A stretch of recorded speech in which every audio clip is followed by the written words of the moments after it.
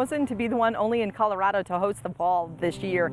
It's just unbelievable, overjoyed from just all of the Board of Trustees, the community, the staff that has just helped 24/7 get this off the ground and running. And I'm super happy that a lot of the riders that I know personally that got to be in the escort yesterday. So it's just an all-around best community effort to make sure that we honor those who have lost their lives for us.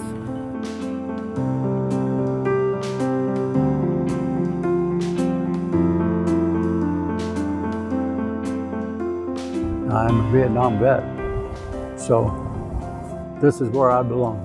And I was on the committee that brought the wall to Longmont some years back. When I had a chance to volunteer for this, I jumped on it. It takes about 160 volunteers to put this on, because from the moment we start unpacking it, it's about 30 to 40 people to help set it up, make it so perfect.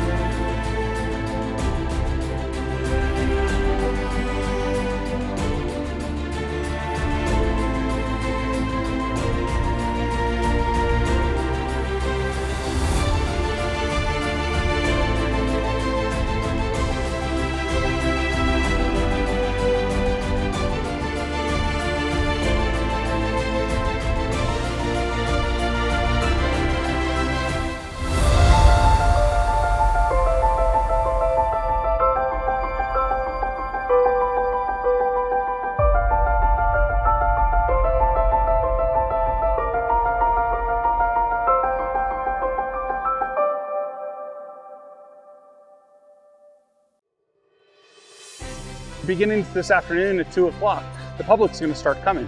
And so we need to have volunteers that'll be here that'll help them engage, help them find names, do name rubbings, answer some of those questions, and give them a shoulder to cry on if they need to cry.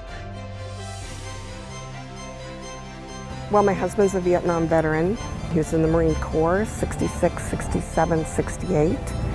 Like I said, I graduated from Golden High School in 1967, 200 in my class, half of them boys, 4 names on the wall, and a couple POWs out of that group too. So a big part of my growing up and my everyday life today. There's a lot of folks that are Vietnam vets still with us, and there's children that have no idea what happened in our history. And so I think it's a great thing, Traveling Walls, to take that story from whatever period of time that they were there, to make sure that everybody understands what those folks sacrificed their lives for our freedoms. And I think it's a great adventure for not only the town of Mead, for all of the communities that have come so far today.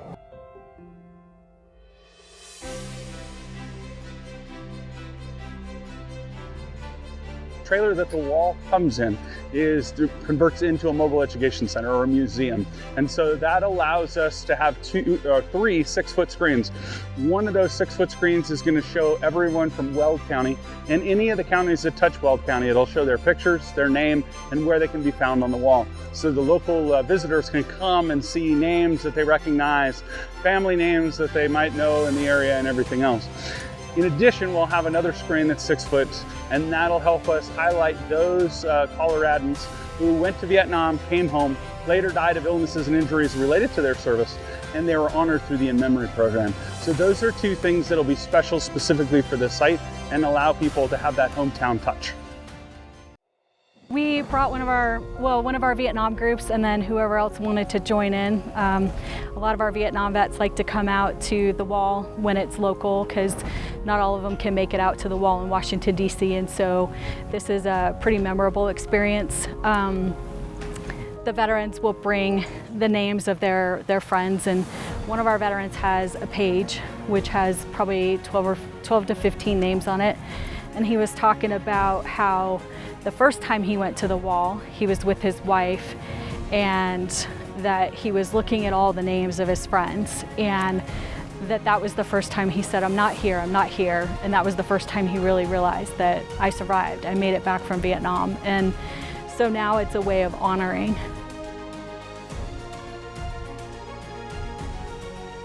I was in the Navy from 62 to 66. The number of names to me is just totally overwhelming, that this many people, Americans, died for this cause. A lot of veterans so far, Vietnam, different branches, Marine Corps, Air Force, Army, all very happy it's here.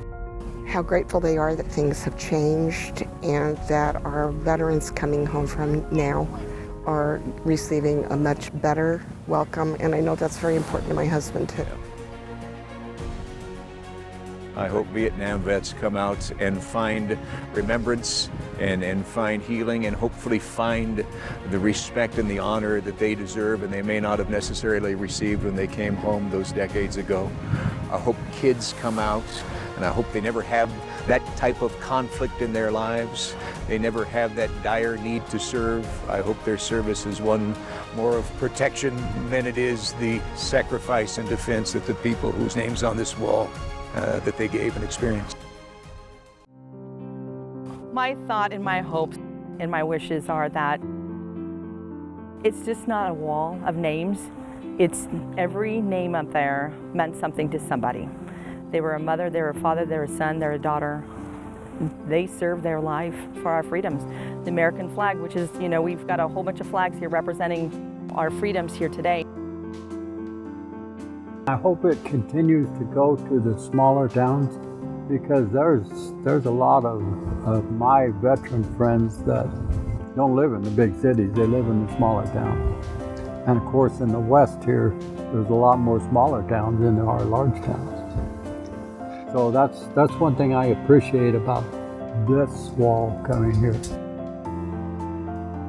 It is so unique and such an opportunity for people to come here and visit this wall and understand just how large the sacrifice is in just one conflict of the people who have served and died for them.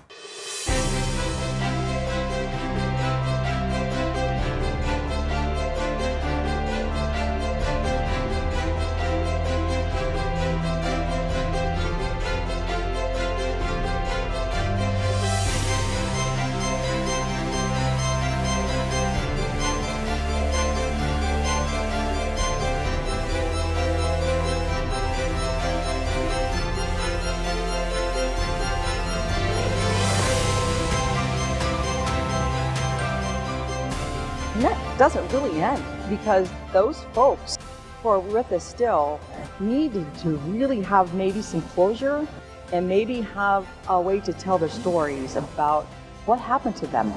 And I think it's very important to bring those stories in a place that nobody ever thought would be. Reason, mark! Port arms! Ready! Aim! Hunt!